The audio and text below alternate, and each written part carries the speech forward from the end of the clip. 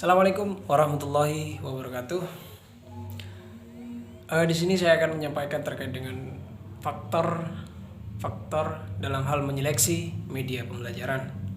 Jadi seorang guru sebelum menentukan media apa yang pas untuk dilakukan dalam kegiatan pembelajaran, itu kita harus memilah terlebih dahulu. Sebelumnya di sini saya akan menjelaskan terkait dengan apa sih itu media. Media di situ merupakan suatu alat yang digunakan oleh seorang guru dalam dalam perantara ataupun dalam pengantar pesan dari seorang guru kepada siswanya. Media dapat diartikan sebagai sesuatu yang dapat digunakan untuk mendorong proses pembelajaran. Kenapa? Karena di situ di dalamnya media tersebut dapat mengantarkan pesan, merangsang pikiran, memberikan perhatian dan kemauan siswa sehingga dapat mendorong proses pembelajaran.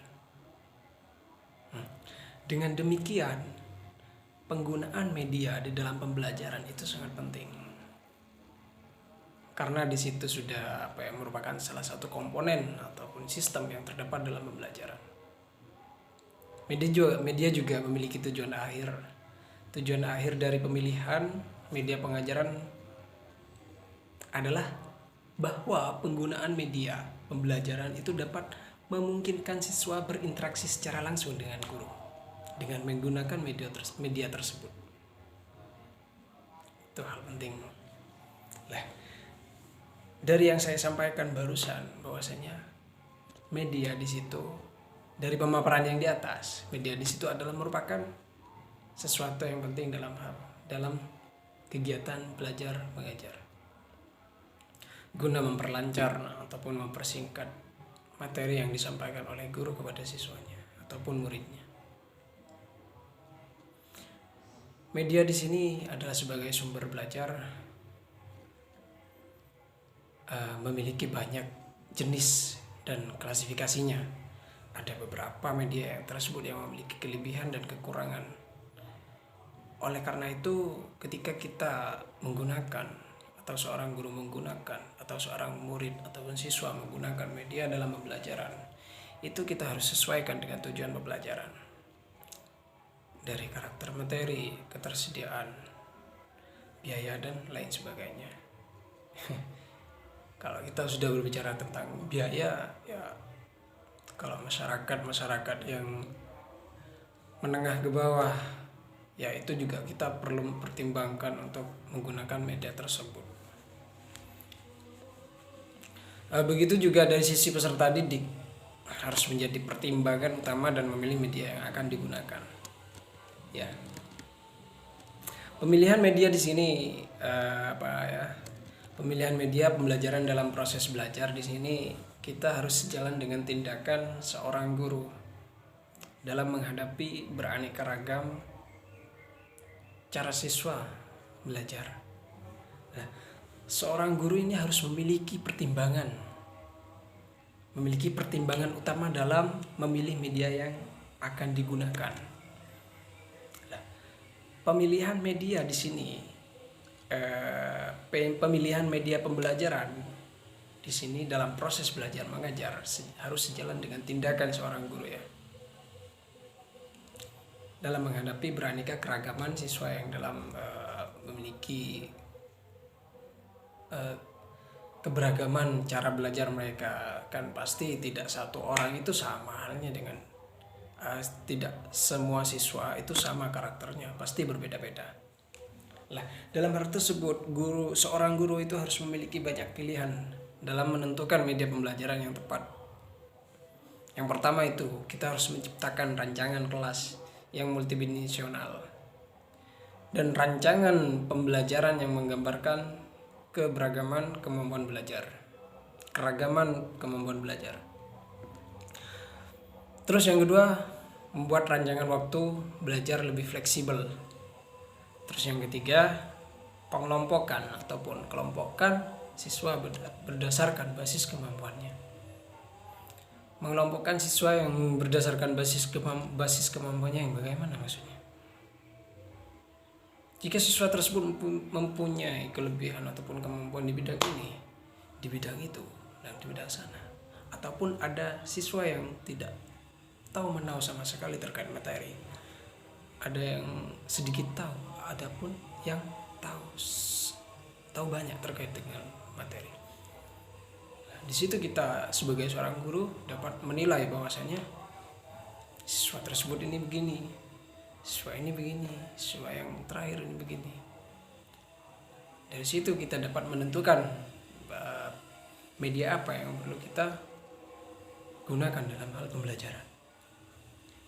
Terus yang keempat, mempersiapkan strategi pembelajaran untuk kelompok sesuai dengan spesifikasinya dengan strategi yang tepat. Terus yang terakhir adalah kita harus menggunakan tutorial teman. Tutorial teman terkait dengan apa sih untuk menambah kemampuan dan pengalaman masing-masing siswa. Teman sebaya kita maksudnya. Dan di sini masuk ke faktor ya. Faktor-faktor apa yang harus dipertimbangkan dalam hal memilih media pembelajaran. Jadi seorang guru itu dalam hal proses belajar mengajar itu harus mempertimbangkan terlebih dahulu dalam menentukan pemilihan media pembelajaran. Dalam hal tersebut ada beberapa yang harus dihindari dan dapat dipertimbangkan oleh seorang guru. Yang pertama, subjektivitas di dalam memilih media pembelajaran. Subjektivitas di dalam memilih media pembelajaran pengajaran harus kita hindari sebagai seorang guru. Artinya, guru di sini tidak boleh memilih suatu media atas kehendak diri sendiri, atas kesenangan pribadi. Nah, jadi dalam hal ketika ingin menghindari hal tersebut, ada dua langkah. Yang pertama, kita harus konsultasi ataupun kita sharing dengan teman sebaya kita, teman sejawat kita, sama-sama guru dalam suatu lembaga. Terus cara yang kedua adalah membuat kesepakatan antara guru dengan siswa, melibatkan siswa terhadap media apa yang akan digunakan dalam pembelajaran. Terus yang kedua, program pengajaran yang akan disampaikan kepada siswa itu harus sesuai dengan kurikulum. Karena jika tidak sesuai dengan kurikulum, maka tujuan dari kurikulum tersebut itu tidak akan tercapai ataupun tidak akan maksimal. Karena pembelajaran itu sangat berpengaruh terhadap kurikulum. Terus yang ketiga, sasaran program yang dimaksud adalah anak didik yang menerima informasi melalui media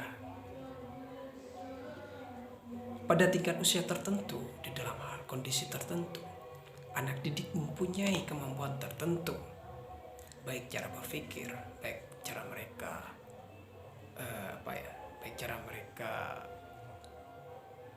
berimajinasi, kebutuhan maupun daya tahan dalam belajar. Nah, untuk itu media pembelajaran yang digunakan harus dilihat kesesuaiannya dengan perkembangan siswa ataupun peserta didik. Terus yang keempat, situasi dan kondisi. Lah, meliputi situasi dan kondisi sekolah serta situasi kondisi peserta didik yang akan mengikuti pembelajaran. Kita sebagai seorang guru harus mempelajari ataupun mempertimbangkan hal tersebut. Kita harus tahu, kita harus menempatkan diri kita di mana sesuai dengan kondisi yang ada pada lingkungan tersebut. Terus yang ke-6,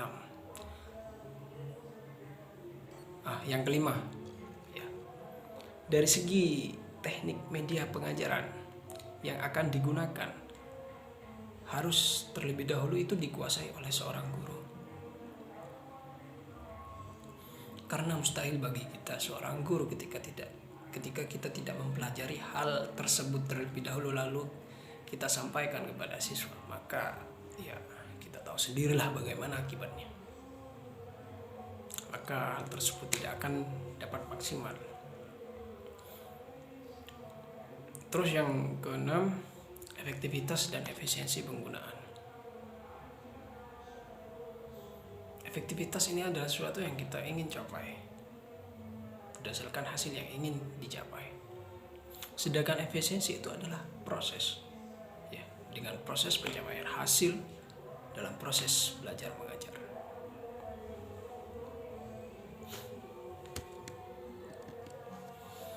Keefektivitasan di dalam penggunaan media pembelajaran di sini meliputi